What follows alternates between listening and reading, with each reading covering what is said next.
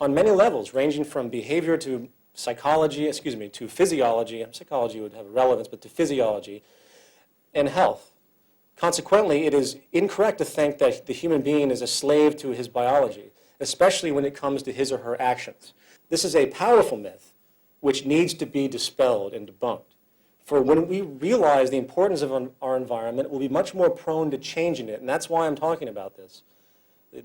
In isolation, it might seem like these are abstractions, but we have to learn that biologically, we are only as relevant, so to speak, as the environment which interacts with our biology. However, as one final example worth considering, which from my perspective summarizes the overwhelming power and relevance of our environmental culture we are exposed to, let's consider the implications of feral children. A feral child is a human child which has lived isolated from human contact from a very young age, isolated from society or human society. Historical examples of this range from children that have been locked in rooms by their parents for years to children who have been abandoned in the wild and raised, so to speak, by animals. This is Jeannie. She was discovered in 1970, having been locked in a single room, virtually alone, for 10 years. When they found her at 13 years old, she could barely understand language, and she knew only a few words. She was 54 inches tall. Her eyes could not focus beyond 12 feet, and she walked in an awkward, hunched manner, and she could not chew solid food. Once rescued, psychologists and scientists immediately began working to rehabilitate Jeannie, creating a nurturing environment, and she quickly began to overcome a great amount of the problems that she had had, but due to the severe emotional scars that she went through, something very specific stuck out, which has a specific relevance to the point I'm trying to make, and that was her inability to learn language. While humans obviously have a genetic predisposition for language, it is cases like this that show how the environment does not, if the environment does not engage those propensities at a certain point in time, then those language capabilities will not form. It requires the environment to stimulate the effect. And that's a very important thing, and I'm going to keep reiterating that. This young girl was rescued in May of this year in Russia. She was locked in a room with dogs and cats for several years, causing her to behave like an animal. She could not speak. She lapped up her food and drink with her tongue, and she walked on all fours. She was 5 years old when they found her, but her physical size was only of a 2-year-old, This is fascinating, apart from being horrific. It's the fact that feral children, they can pick up and imitate things in their environment that to us would seem absolutely unhuman. This is a girl named Oksana Malaya. She was also extremely neglected and ended up spending the majority of her childhood between the ages of 3 and 8, 5 years, living with dogs in the back of the family home.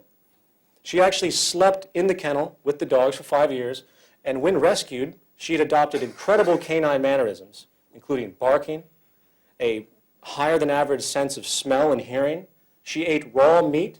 She walked on all fours and knew virtually no language. It is sociological examples like this that should really make one step back and question the lowest common denominator of what is supposed to be human nature. Please understand that there's no denial that we human beings are wired in a particular way. However, the fact is we obviously, especially at a young age, have an incredible ability to adapt to our environment. We are exceptionally malleable, and as studies have shown, will adapt based on what is supported and reinforced by the social condition we inhabit. If the known propensities of human beings, such as walking upright, learning language, and the like, are not triggered and supported by the environment, then they might not manifest. Therefore, again, the human being is very much a cultivated organism. The quality of a person's health and behaviors really comes down to the quality of the environment, culture, and hence social influences they are exposed to. This is critical that society fully understand this and adjust accordingly. It should be no wonder the world we live in when we examine the system, the environment that creates us. And this is the point. We, as so-called individuals, are running composites of our life experiences. We are walking expressions and cultivations of the environments we have passed through up until this very moment. And when it comes to survival, only those behavioral attributes that have served a function in your environment are reinforced and made dominant. Once you understand this, the corrupt world around you suddenly makes perfect sense.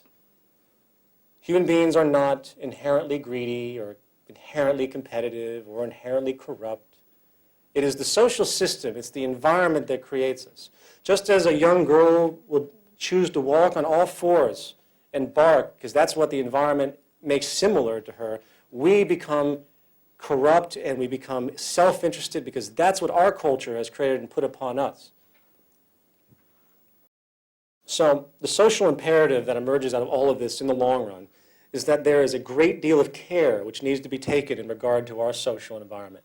We must alter the system in such a way so it does not create, support, or reinforce those behaviors which are socially harmful. And that's what social design is about. It's interesting to point out, and this takes me to a subsection of this, it's interesting to point out that competition and hierarchy, which seem dominant today, have not been the dominant ethos of human society for the majority of our time on this planet. Before the agricultural or Neolithic revolution, which occurred about 10,000 years ago, hunter-gatherer societies actually had a non-hierarchical, egalitarian social structure.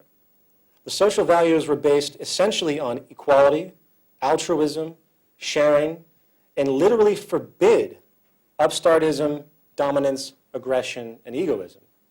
We know this because of the anthropological research that has been done on remaining hunter-gatherer societies over the course of the past century.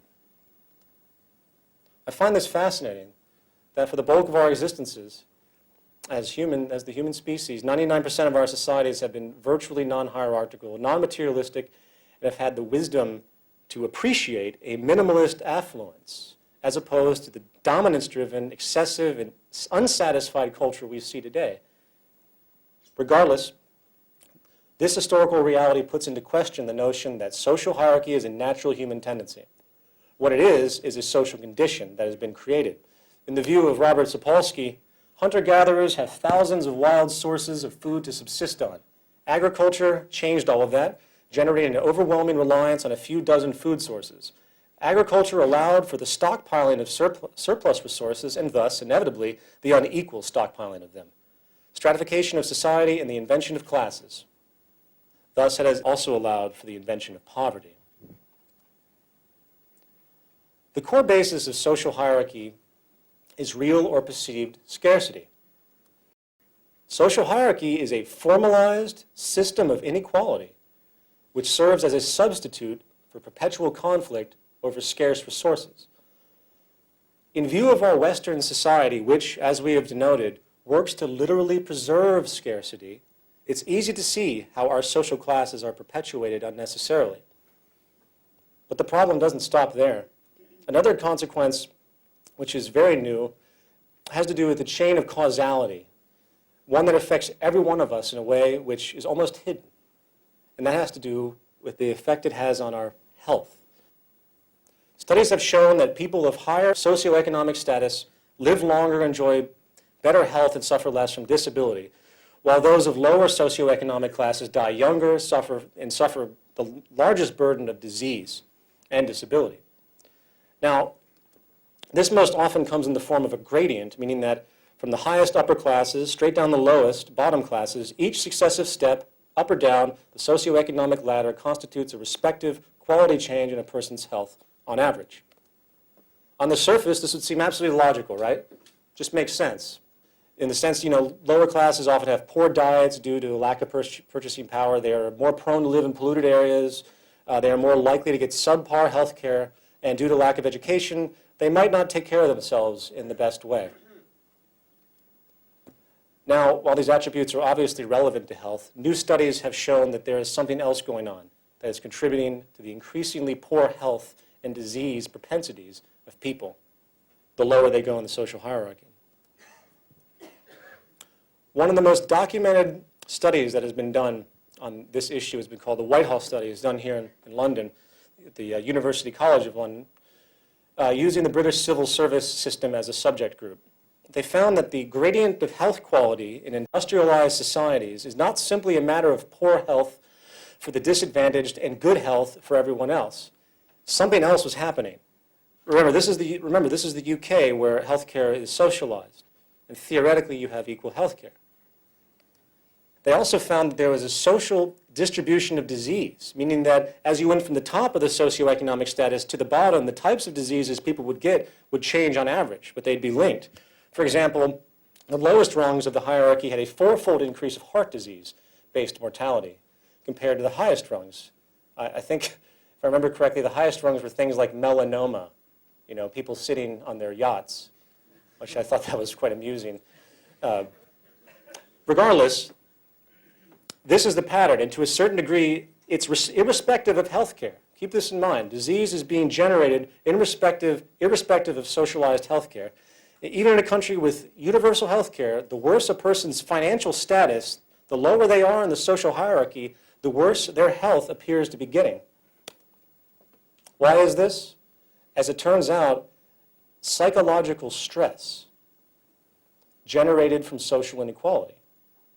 Not the byproducts of inequality such as poor nutrition, healthcare resources, or education for a person's health, but inequality itself, psychological subordination.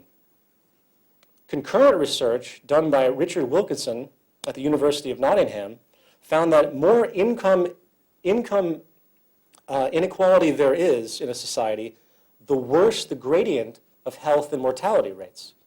This is irrespective of absolute income, and again, it has nothing to do with healthcare and nutrition. Evidently, the more income inequality that exists in a society, or in other words, the more stratified a society is, the more money that's divided between the culture, the more health problems that occur in the upper and lower classes together. It isn't about money in and of itself. It's about the psychological ramification, the psychological stress or psychosocial stress generated by the social hierarchy itself. Not to mention, as an aside, it is also well documented that the more income inequality that exists, the more crime, assault, robbery, murder are probable. Not the more poverty and deprivation that causes this, the more inequality. Does everyone understand that? That's a very interesting point. This is easy to exemplify for the United States, which has the largest income gap on the planet, also has the largest crime rate in the world, the largest prison population in the world, and amusingly, we're also the most aggressive and armed nation in the world. Go figure. The bottom line is that when it comes to the comparison of hierarchy to egalitarianism, in other words, people being equal or people being stratified, egalitarianism or equality, when it comes to psychologically stress-driven health, trumps stratification for the whole of society from crime to disease rates. So in conclusion to this section, I hope I've made this relatively clear because it's a really important point when you think about it. Not only are social classes modern inventions of human society, social classes are scientifically proven to be detrimental to the health of everybody by the very construct of its creation. I think, in conclusion of this formal presentation, that is one of the most incredibly compelling motivations to seek alternatives. The very fabric of the larger order of society is intrinsically and provably unhealthy. And coupled with everything else that we've talked about, I think that adds a tremendous weight to moving forward into something new.